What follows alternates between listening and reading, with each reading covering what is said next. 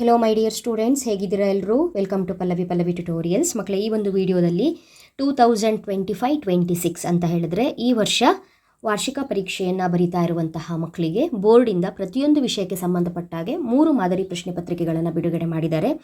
ಅದರಲ್ಲಿ ಈಗಾಗಲೇ ಕೆಲವೊಂದು ವಿಷಯಗಳಿಗೆ ಸಂಬಂಧಪಟ್ಟಂತೆ ಮಾದರಿ ಪ್ರಶ್ನೆ ಪತ್ರಿಕೆಗಳಿಗೆ ಉತ್ತರವನ್ನು ನಾನು ಅಪ್ಲೋಡ್ ಮಾಡ್ತಾ ಇದ್ದೀನಿ. ಸೊ ನಿನ್ನೆಯಿಂದ ಸ್ಟಾರ್ಟ್ ಮಾಡಿರೋದ್ರಿಂದ ಕಂಟಿನ್ಯೂಸ್ ಆಗಿ ಎಲ್ಲ ವೀಡಿಯೋಸ್ಗಳನ್ನ ವಾಚ್ ಮಾಡಿ ಮಕ್ಕಳೇ. ಈ ಒಂದು ವಿಡಿಯೋದಲ್ಲಿ ನಿಮ್ಮ ಅರ್ಥಶಾಸ್ತ್ರಕ್ಕೆ ಸಂಬಂಧಪಟ್ಟಾಗೆ, ಎಕನಾಮಿಕ್ಸಿಗೆ ಸಂಬಂಧಪಟ್ಟಾಗೆ ಮಾದರಿ ಪ್ರಶ್ನೆ ಪತ್ರಿಕೆ 1ರಲ್ಲಿ ಯಾವ ರೀತಿಯಾಗಿ ಪ್ರಶ್ನೆಗಳನ್ನ ಕೇಳಿದ್ದಾರೆ, ಅದಕ್ಕೆ ಉತ್ತರಗಳೇನು ಅನ್ನೋದನ್ನು ಹೇಳ್ತಾ ಇದ್ದೀನಿ. ಆ ನಂತರ ಈ ಒಂದು ವಿಡಿಯೋದ ನಂತರ ನೆಕ್ಸ್ಟ್ ವಿಡಿಯೋದಲ್ಲಿ ಮಾದರಿ ಪ್ರಶ್ನೆ ಪತ್ರಿಕೆ 2 ಆಗಿರಬಹುದು ಅಥವಾ ಮಾದರಿ ಪ್ರಶ್ನೆ ಪತ್ರಿಕೆ 3 ಆಗಿರ್ಬೋದು, ಇದಕ್ಕೆ ಉತ್ತರಗಳೇನು ಅನ್ನೋದನ್ನು ಹೇಳ್ತೀನಿ. ಈಗಾಗಲೇ ಎಕನಾಮಿಕ್ಸಿಗೆ ಸಂಬಂಧಪಟ್ಟಾಗೆ ನಾನು ನಿಮಗೆ ಬೋರ್ಡಿಂದ ರಿಲೀಸ್ ಆಗಿರುವಂತಹ ಕ್ವಶನ್ ಬ್ಯಾಂಕ್ ರಿಲೇಟೆಡ್ ಗೊತ್ತಿದೆ ಅಲ್ವಾ? ಕ್ವಶನ್ ಬ್ಯಾಂಕಲ್ಲಿ ಪ್ರತಿಯೊಂದು ಸಬ್ಜೆಕ್ಟಿಗೆ ಸಂಬಂಧಪಟ್ಟಾಗೆ ಕ್ವಶನ್ ಬ್ಯಾಂಕ್ ಇದೆ ನಿಮಗೆ. ಅದರಲ್ಲಿ ಸ್ವಲ್ಪ ಚೇಂಜಸ್ ಅಂತ ಆಗಿರೋದು ಅರ್ಥಶಾಸ್ತ್ರದಲ್ಲಿ ಮಾತ್ರ. ಕೆಲವೊಂದು ಟಾಪಿಕ್ಗಳು ಎಕ್ಸ್ಟ್ರಾ ಆ್ಯಡ್ ಆಗಿದೆ. ಈ ಹಿಂದೆ ಇರುವಂಥ ಕಾನ್ಸೆಪ್ಟ್ಗಳು ಹಾಗೇ ಇದೆ, ಎಕ್ಸ್ಟ್ರಾ ಒಂದಿಷ್ಟು ಕಾನ್ಸೆಪ್ಟ್ಗಳು ಆ್ಯಡ್ ಆಗಿದೆ. ನೋಡಿ, ಇದು ಎಲ್ಲಿ ಸಿಗುತ್ತೆ ಅಂತ ಹೇಳಿದ್ರೆ, ನನ್ನ ಚಾನಲ್ನ ಕಂಟಿನ್ಯೂಸ್ ಆಗಿ ಫಾಲೋ ಮಾಡೋರಿಗೆ ಗೊತ್ತಿರುತ್ತೆ. ಅರ್ಥಶಾಸ್ತ್ರದ ಪ್ರತಿಯೊಂದು ಅಧ್ಯಾಯಕ್ಕೆ ಸಂಬಂಧಪಟ್ಟಾಗೆ ಆ ಅಧ್ಯಾಯದಲ್ಲಿ ಬರುವ ಬಹು ಆಯ್ಕೆ ಪ್ರಶ್ನೆ, ಬಿಟ್ಟ ಸ್ಥಳ, ಹೊಂದಿಸಿ ಬರೆಯಿರಿ, 1 ಅಂಕ, 2 ಅಂಕ, 4 ಅಂಕ, 6 ಅಂಕ, ಆ ಒಂದು ಅಧ್ಯಾಯದಲ್ಲಿ ಬರುವಂತಹ ಲೆಕ್ಕಗಳು ಎಲ್ಲವನ್ನು ಹೇಳಿದ್ದೀನಿ. ಚಾಪ್ಟರ್ ವೈಸ್ ಸಿಗುತ್ತೆ, ಗೊತ್ತಿರುತ್ತೆ ನಿಮಗೆ.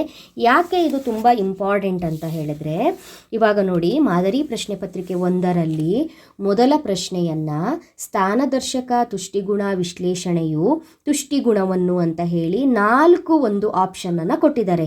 ಈ 4ರಲ್ಲಿ ಆನ್ಸರು ಯಾವುದು ಅಂತ ನೀವು ಕಂಡುಹಿಡಿಬೇಕು ಅಥವಾ ನಿಮಗೆ ಗೊತ್ತಿರಬೇಕು ಅಥವಾ ನೀವು ಸ್ಟಡಿ ಮಾಡಿರಬೇಕು ಅಂತ ಹೇಳಿದ್ರೆ, ಕ್ವಶನ್ ಬ್ಯಾಂಕಲ್ಲಿ ನಾನು ನಿಮಗೆ 2ನೇ ಅಧ್ಯಾಯಕ್ಕೆ ಸಂಬಂಧಪಟ್ಟಂತೆ ಏನು ಬಹು ಆಯ್ಕೆ ಪ್ರಶ್ನೆಗಳನ್ನು ಓದ್ಕೊಳ್ಳಿ ಅಂತ ಕೊಟ್ಟಿದ್ನೋ ಅದರಲ್ಲೇ ಒಂದು ಪ್ರಶ್ನೆ ಬಂದಿದೆ. ಅದಕ್ಕಾಗೆ ಹೇಳಿದ್ದು, ಚಾಪ್ಟರ್ ವೈಸ್ ಏನೇನು ಪ್ರಶ್ನೆಗಳನ್ನ ಕೊಟ್ಟಿದ್ದೀನಿ ಅದನ್ನು ಕರೆಕ್ಟಾಗಿ ನೋಡ್ಕೊಳ್ಳಿ. ನೋಡಿ, ಇಲ್ಲಿದೆ ಸ್ಥಾನದರ್ಶಕ ತುಷ್ಟಿಗುಣ ವಿಶ್ಲೇಷಣೆಯು ತುಷ್ಟಿಗುಣವನ್ನು ಅಂತ ಹೇಳಿದ್ದೆ, ಶ್ರೇಣಿಗಳಲ್ಲಿ ವ್ಯಕ್ತಪಡಿಸುತ್ತದೆ ಅನ್ನೋದನ್ನು ಹೇಳಿದ್ದೆ.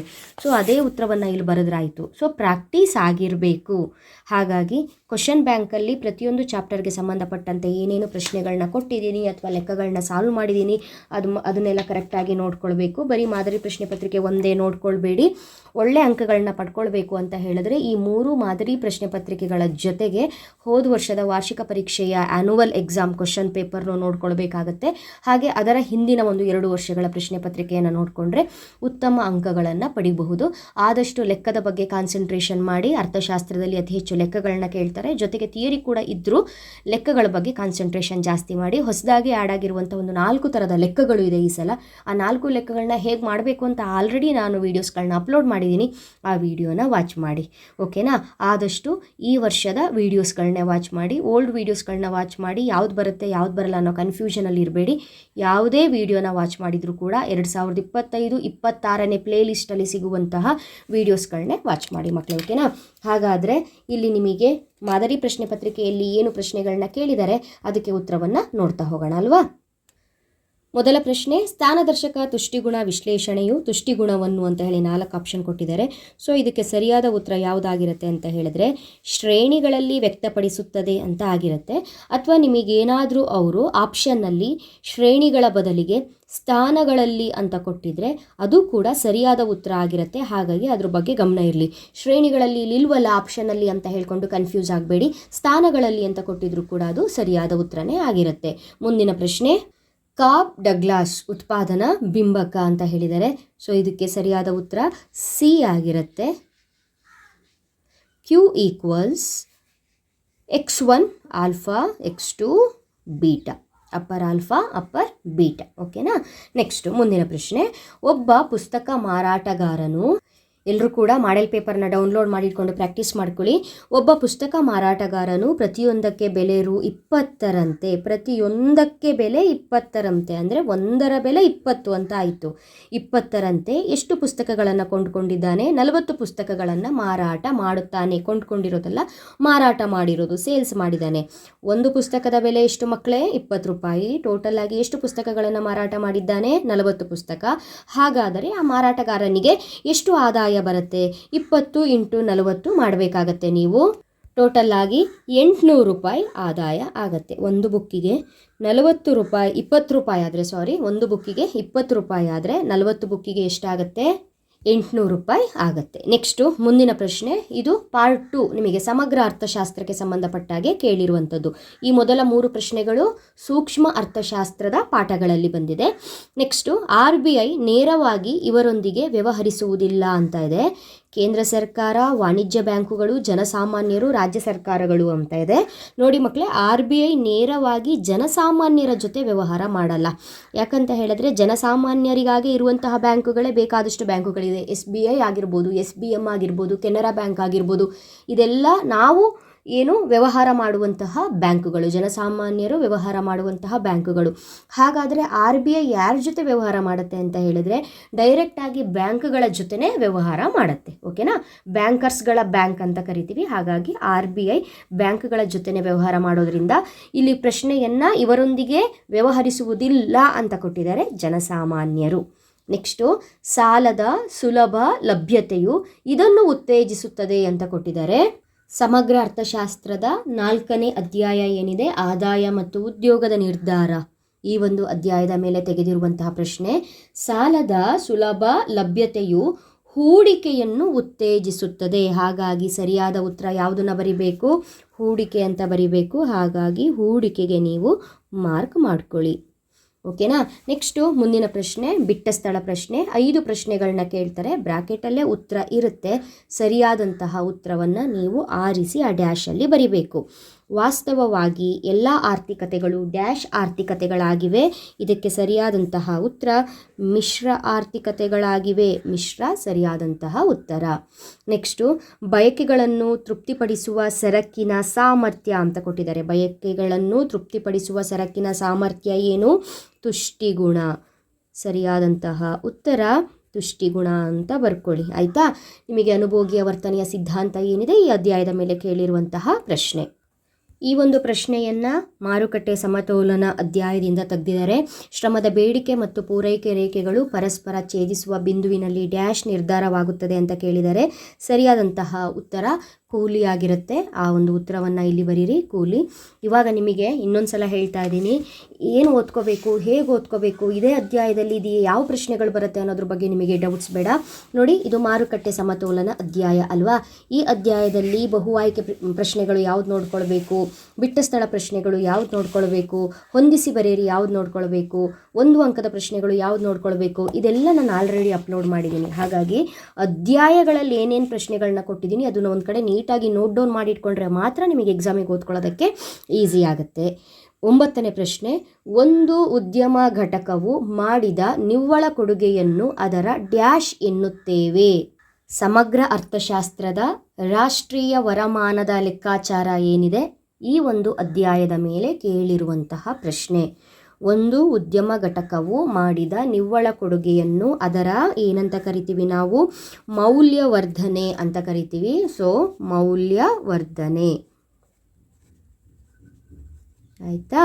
ನೆಕ್ಸ್ಟ್ ಮುಂದಿನ ಪ್ರಶ್ನೆ, ದೇಶೀಯ ಕರೆನ್ಸಿ ರೂಪದಲ್ಲಿನ ವಿದೇಶಿ ಕರೆನ್ಸಿಯ ಬೆಲೆ ಹೆಚ್ಚಾಗುವುದನ್ನು ದೇಶೀಯ ಕರೆನ್ಸಿಯ ಡ್ಯಾಶ್ ಎಂದು ಕರೆಯುತ್ತೇವೆ.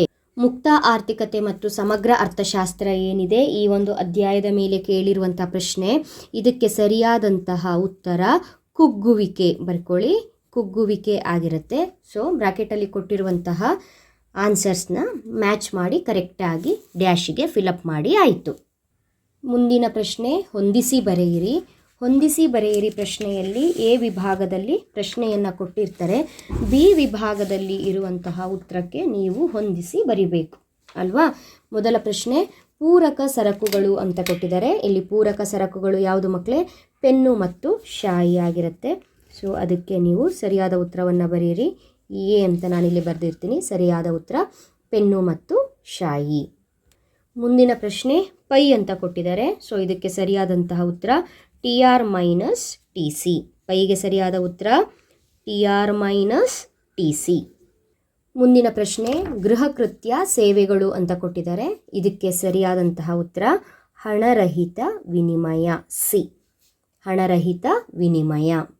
ಮುಂದಿನ ಪ್ರಶ್ನೆ, ಅಂತಿಮ ಸರಕುಗಳ ಸಮಗ್ರ ಬೇಡಿಕೆ ಅಂತ ಕೊಟ್ಟಿದ್ದಾರೆ.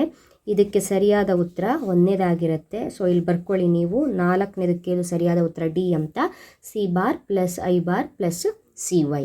ನೆಕ್ಸ್ಟು ನಿರ್ವಹಣಾ ಹೊಂದಾಣಿಕೆ ಕೊಟ್ಟಿದ್ದಾರೆ. ಸೊ ಇದಕ್ಕೆ ಸರಿಯಾದಂತಹ ಉತ್ತರ ಡರ್ಟಿ ಹೊಂದಾಣಿಕೆ ಇ. ಅಲ್ಲಿಗೆ ಮಧ್ಯಂತರ ಸರಕು ಯಾವುದಕ್ಕೂ ಕೂಡ ಉತ್ತರ ಅಲ್ಲ. ಹಾಗಾಗಿ ಇದು ಒಂದನ್ನು ಬಿಟ್ಟು ಉಳಿದಿರೋದನ್ನು ಸರಿಯಾಗಿ ಮ್ಯಾಚ್ ಮಾಡಿ ಬರಿಬೇಕು. ನೆಕ್ಸ್ಟು 1 ಅಂಕದ ಪ್ರಶ್ನೆಗಳು ಕೇಳಿರ್ತಾರೆ. 5 ಪ್ರಶ್ನೆಗಳನ್ನು ಕೇಳಿರ್ತಾರೆ. 5ಕ್ಕೆ 5 ಪ್ರಶ್ನೆಗಳಿಗೆ ಉತ್ತರವನ್ನು ಬರಿಬೇಕು. ಪ್ರತಿಯೊಂದಕ್ಕೂ ಕೂಡ 1 ಅಂಕ.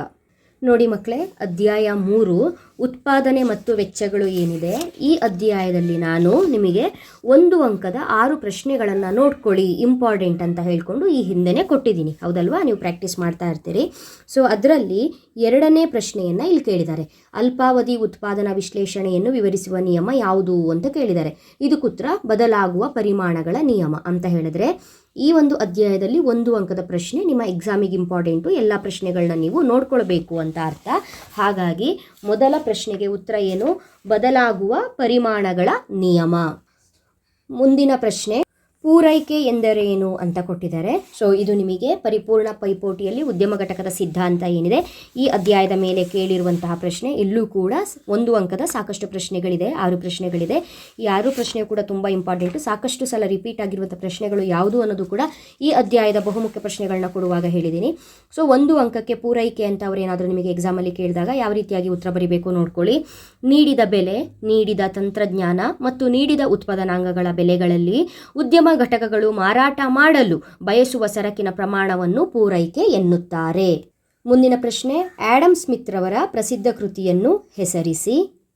ಆಡಮ್ ಸ್ಮಿತ್ ರವರ ಪ್ರಸಿದ್ಧ ಕೃತಿ ರಾಷ್ಟ್ರಗಳ ಸಂಪತ್ತಿನ ಸ್ವರೂಪ ಮತ್ತು ಕಾರಣಗಳ ಒಂದು ಪರಿಶೀಲನೆ. ಮುಂದಿನ 1 ಅಂಕದ ಪ್ರಶ್ನೆ ಕೇಳಿರುವಂಥದ್ದು, ಹಣದ ಚಲಾವಣೆಯ ವೇಗ ಎಂದರೇನು?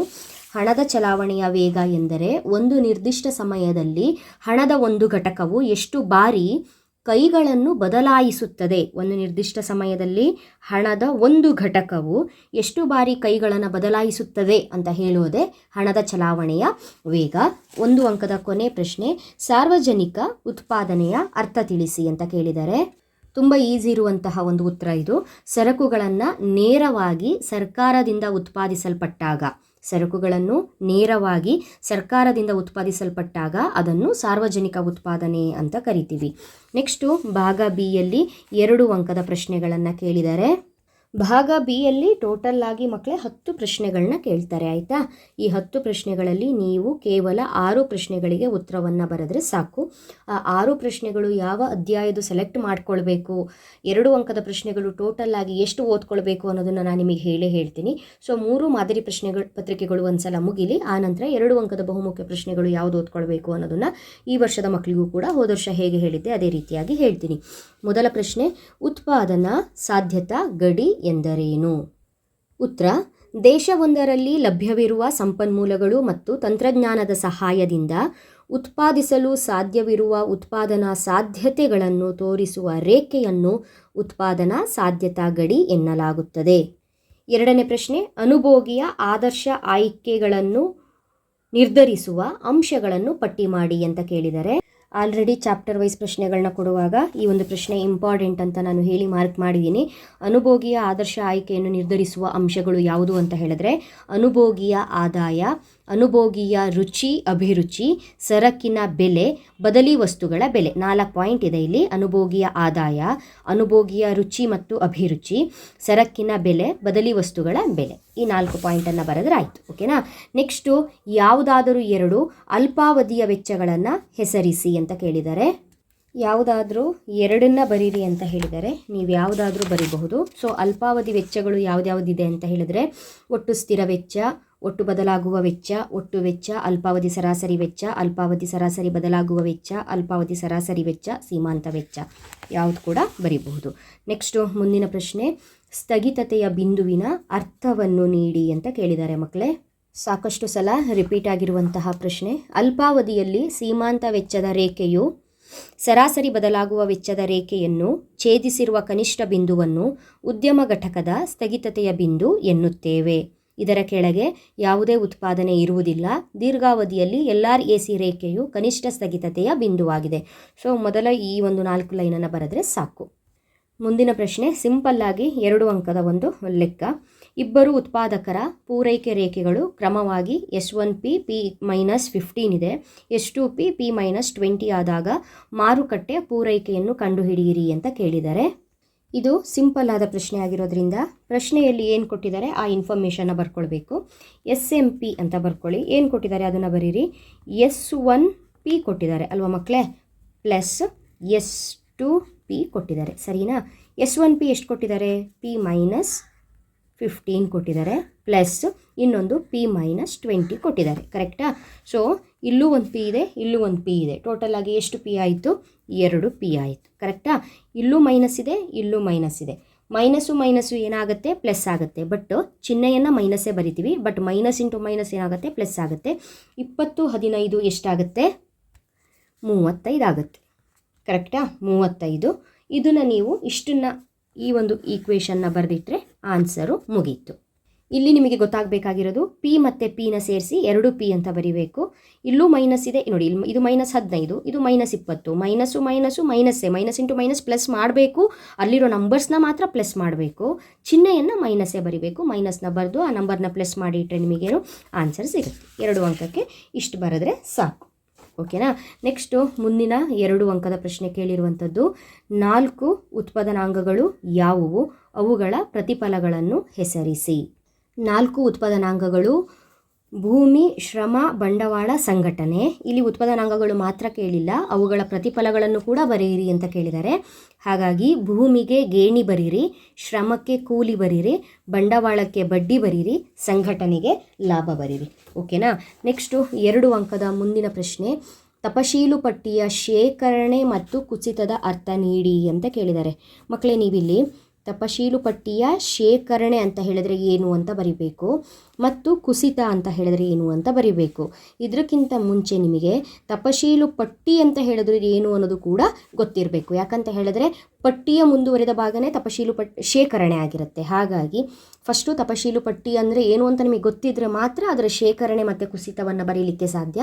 ಇದು ಕೂಡ ಬಹುಮುಖ್ಯ ಪ್ರಶ್ನೆ, ಕರೆಕ್ಟಾಗಿ ನೋಡ್ಕೊಳ್ಳಿ. ಎಕ್ಸಾಮಿಗೆ ತಪಶೀಲು ಪಟ್ಟಿಯ ಅರ್ಥ ಬರೆಯುವ ಅವಶ್ಯಕತೆ ಇಲ್ಲ, ಶೇಖರಣೆ ಕುಸಿತ 2 ಬರೆದ್ರೆ ಸಾಕು. ನಿಮಗಿಲ್ಲಿ ಅರ್ಥ ಆಗಲಿ ಅಂತ ಬರೆದಿದ್ದೀನಿ, ನೀವು ಉತ್ತರವನ್ನು ಇಲ್ಲಿಂದ ಸ್ಟಾರ್ಟ್ ಮಾಡಿದ್ರೆ ಸಾಕು, ಆಯಿತಾ? ಅರ್ಥಶಾಸ್ತ್ರದಲ್ಲಿ ಒಂದು ಉದ್ಯಮ ಘಟಕದ ಮಾರಾಟವಾಗದ ಸಿದ್ಧಪಡಿಸಿದ ಸರಕುಗಳನ್ನು ಅಥವಾ ಅರೆ ಸಿದ್ಧಪಡಿಸಿದ ಸರಕು ಅಥವಾ ಒಂದು ವರ್ಷದಿಂದ ಮುಂದಿನ ವರ್ಷಕ್ಕೆ ನಿರ್ವಹಣೆ ಮಾಡುವ ಕಚ್ಚಾ ವಸ್ತುಗಳನ್ನು ನಾವೇನಂತ ಕರಿತೀವಿ? ತಪಶೀಲು ಪಟ್ಟಿ ಅಂತ ಕರಿತೀವಿ. ಈ ತಪಶೀಲು ಪಟ್ಟಿಯಲ್ಲಿ ಏರುಪೇರಾಗೋದನ್ನೇ ನಾವು ತಪಶೀಲು ಪಟ್ಟಿಯ ಶೇಖರಣೆ ಮತ್ತು ಕುಸಿತ ಅಂತ ಕರೆಯೋದು ಮಕ್ಕಳೇ. ಹಾಗಾಗಿ ತಪಶೀಲು ಪಟ್ಟಿಯು ದಾಸ್ತಾನಿನ ಚಲಕವಾಗಿದೆ. ಇದು ವರ್ಷದ ಆರಂಭದಲ್ಲಿ ಮೌಲ್ಯವನ್ನು ಹೊಂದಿರಬಹುದು, ಅದಕ್ಕಿಂತ ಹೆಚ್ಚಿನ ಮೌಲ್ಯವನ್ನು ಒಂದು ವರ್ಷದ ಕೊನೆಯಲ್ಲೂ ಹೊಂದಿರಬಹುದು. ಅಂತಹ ಸಂದರ್ಭದಲ್ಲಿ ತಪಶೀಲು ಪಟ್ಟಿ ಹೆಚ್ಚಾಗುತ್ತದೆ ಅಂದರೆ ಶೇಖರಣೆಯಾಗುತ್ತದೆ. ಇದನ್ನು ತಪಶೀಲು ಪಟ್ಟಿಯ ಶೇಖರಣೆ ಎನ್ನುತ್ತೇವೆ. ಕುಸಿತ ಅಂತ ಹೇಳಿದ್ರೆ ವರ್ಷಾಂತ್ಯದಲ್ಲಿ ಹೋಲಿಸಿದರೆ ವರ್ಷದ ಆರಂಭಕ್ಕಿಂತ ತಪಶೀಲು ಪಟ್ಟಿಯ ಮೌಲ್ಯವು ಏನಾಗಿದೆ? ಕಡಿಮೆ ಇದ್ದರೆ ಅಥವಾ ಕುಸಿತ ಆದರೆ ತಪಶೀಲು ಪಟ್ಟಿಯು ಕಡಿಮೆಯಾಗುತ್ತದೆ. ಇದನ್ನು ತಪಶೀಲು ಪಟ್ಟಿಯ ಕುಸಿತ ಎನ್ನುತ್ತೇವೆ ಅಂತ ಬರೀಬೇಕು. ಸೊ ಇದಿಷ್ಟು ಉತ್ತರ. ನೆಕ್ಸ್ಟು 2 ಅಂಕದ ಮುಂದಿನ ಪ್ರಶ್ನೆ ಸೀಮಾಂತ ಉಳಿತಾಯ ಪ್ರವೃತ್ತಿ MPS ಮತ್ತು ಸರಾಸರಿ ಉಳಿತಾಯ ಪ್ರವೃತ್ತಿ APSಗಳ ಅರ್ಥವನ್ನು ನೀಡಿ ಅಂತ ಕೇಳಿದ್ದಾರೆ. ಆದಾಯದ ಪ್ರತಿ ಘಟಕದಲ್ಲಾಗುವ ಬದಲಾವಣೆಯೊಂದಿಗೆ ಉಳಿತಾಯದಲ್ಲಾಗುವ ಬದಲಾವಣೆಯನ್ನು ನಾವು MPS ಅಂತ ಕರಿತೀವಿ, ಸೀಮಾಂತ ಉಳಿತಾಯ ಪ್ರವೃತ್ತಿ ಎಂದು ಕರೆಯುತ್ತೇವೆ ಅಂತ ಬರೀರಿ. ಆದಾಯದ ಪ್ರತಿ ಘಟಕದ ಉಳಿತಾಯವನ್ನು ನಾವು APS ಎಂದು ಕರೆಯುತ್ತೇವೆ, ಸರಾಸರಿ ಉಳಿತಾಯ ಪ್ರವೃತ್ತಿ ಅಂತ ಬರೀರಿ. ಮುಂದಿನ ಪ್ರಶ್ನೆ 2 ಅಂಕದ ಮುಂದಿನ ಪ್ರಶ್ನೆ ಯೋಜನಾ ಕಂದಾಯ ವೆಚ್ಚದ ಭಾಗಗಳನ್ನು ಹೆಸರಿಸಿ.